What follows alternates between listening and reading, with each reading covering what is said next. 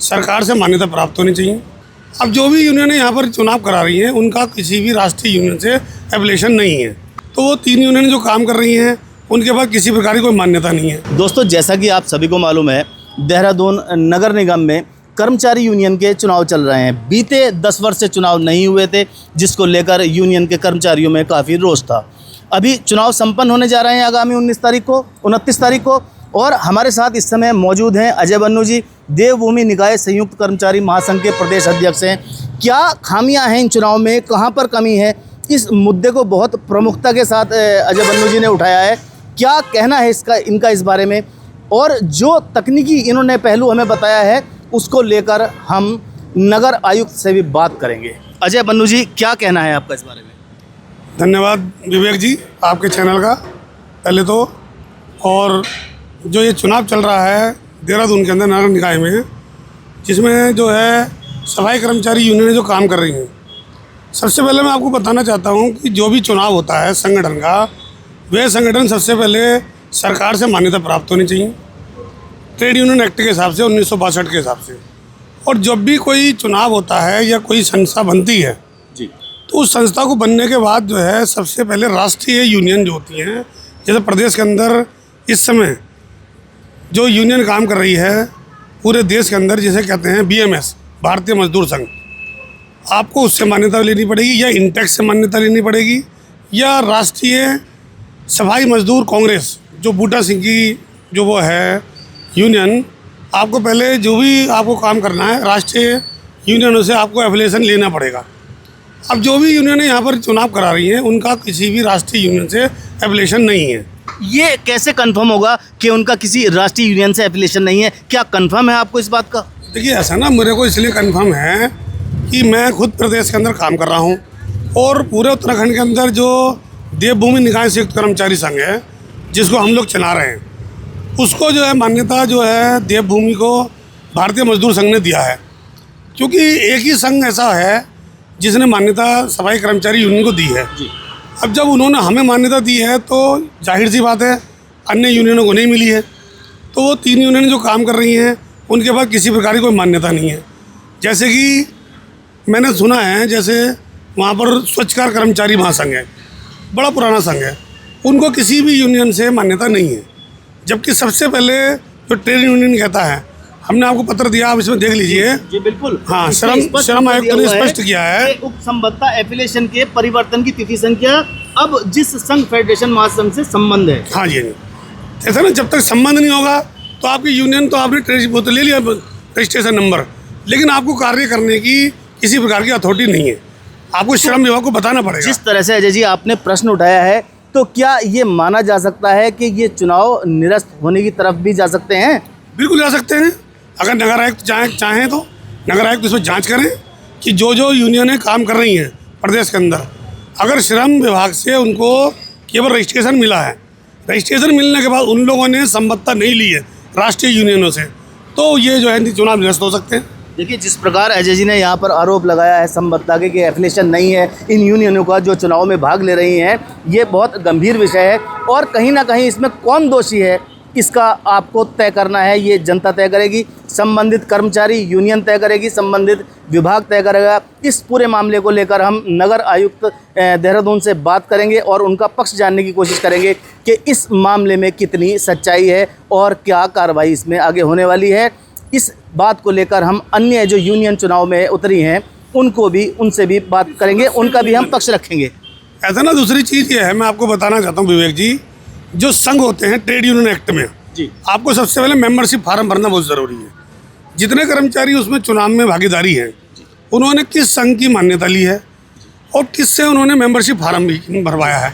जब तक आप उस संगठन के मेंबरशिप फार्म नहीं भरोगे तब तक आपको वोट डालने का भी अधिकार नहीं है। आप पहले मेंबरशिप भरने के बाद आप श्रम विभाग को ये क्लियर करेंगे कि इतने हमारे मेंबर हैं और उस मेंबरों के ही अनुसार आपको चुनाव करने की अथॉरिटी है। और जैसे ही यहाँ पर चुनाव हो रहे हैं, मैं नहीं मानता कि ये नियम अनुसार चुनाव है। नियम ये कहता है कि आपको मेंबर होना बहुत ज़रूरी है। आप देख लीजिए, पूरे देश के अंदर चुनाव होते हैं, उसके अंदर सबसे पहले जो चुनाव करता है, जो चुनाव लड़ रहा है व्यक्ति, उसने अपने पहले मेंबरशिप लेनी बहुत ज़रूरी है। तो जो लोग यहाँ चुनाव लड़ रहे हैं और उनकी मेंबरशिप नहीं है, आप जो श्रम विभाग में चेक करा लीजिए, किसी की मेंबरशिप जो यानी है। आपका मानना है सीधी तरह से पूरी तरह से नियम विरुद्ध काम हो रहा है। जी, जी। आगे इस मामले में क्या कार्रवाई होगी हम आपको उससे भी अवगत कराएंगे। जब तक के लिए आप हमारे साथ जुड़े रहें, देखते रहें उदय प्रभात न्यूज़। नगर निगम कर्मचारी यूनियन चुनाव 29 तारीख को संपन्न होने हैं। इससे पहले एक विवादित मुद्दा सामने आया है, एक बयान सामने आया है देवभूमि निकाय कर्मचारी यूनियन काशीपुर से, जो उसके प्रदेश अध्यक्ष हैं अजय सौदा बन्नू। उन्होंने कहा है कि किसी भी यूनियन को जो कर्मचारी यूनियन का चुनाव लड़ रही है उसको राष्ट्रीय स्तर के संगठन से एफिलिएशन होना जरूरी है। इस बात को लेकर हम नगर निगम देहरादून में पहुंचे हैं और यहाँ कई संगठन ऐसे हैं जो इस चुनाव में भाग ले रहे हैं अध्यक्ष के तौर पर। उनसे इस बारे में बात करेंगे, क्या उनकी प्रतिक्रिया है। इसके बाद पूरे मामले को लेकर हम नगर आयुक्त से भी इस बारे में बात करेंगे कि इसमें क्या जो एंगल है, लॉजिक क्या है इसके पीछे, उनके कहने के पीछे उन्होंने क्या तर्क दिया है। विशाल जी, क्या कारण मान रहे हैं आप? जी, मेरा नाम विशाल बिरला है। मैं अखिल भारतीय सफाई मजदूर संघ का राष्ट्रीय कार्यकारी अध्यक्ष और उत्तराखंड प्रदेश का प्रभारी हूँ। ये जो अभी आपके माध्यम से हमें ज्ञात हुआ है कि ऐसा करके अजय बन्नू जी ने किसी प्रकार के आरोप प्रत्यारोप इन चुनाव के ऊपर लगाए हैं, मेरा मानना है ये निराधार है। जो वे स्वयं यूनियन चला रहे हैं वह स्वयं ही ट्रेड यूनियन एक्ट में रजिस्टर्ड नहीं है। यदि वह अपनी यूनियन को उत्तराखंड श्रम आयुक्त के समक्ष रजिस्टर्ड कराते तो उन्हें किसी से एफिलिएशन लेने की आवश्यकता नहीं थी, क्योंकि उनकी स्वयं की यूनियन जिस संगठन को वे चला रहे हैं उन्होंने ट्रेड यूनियन एक्ट में रजिस्टर्ड नहीं कराया, तो उन्होंने अपने कर्मचारियों के समूह को भारतीय मजदूर संघ से अपने संगठन का एक नाम देकर के उनसे रजिस्ट्रेशन तो उन्होंने कराया है, मुझे उन्होंने उसकी प्रति भी उपलब्ध कराई है। ट्रेड यूनियन में उनका रजिस्ट्रेशन है, लेकिन उनका कहना है कि ये जो कर्मचारी यूनियन के चुनाव है इसमें भाग लेने के लिए अध्यक्ष के तौर पर राष्ट्रीय स्तर की यूनियन का एफिलिएशन जरूरी है। नहीं, ये बिल्कुल गलत है, निराधार है।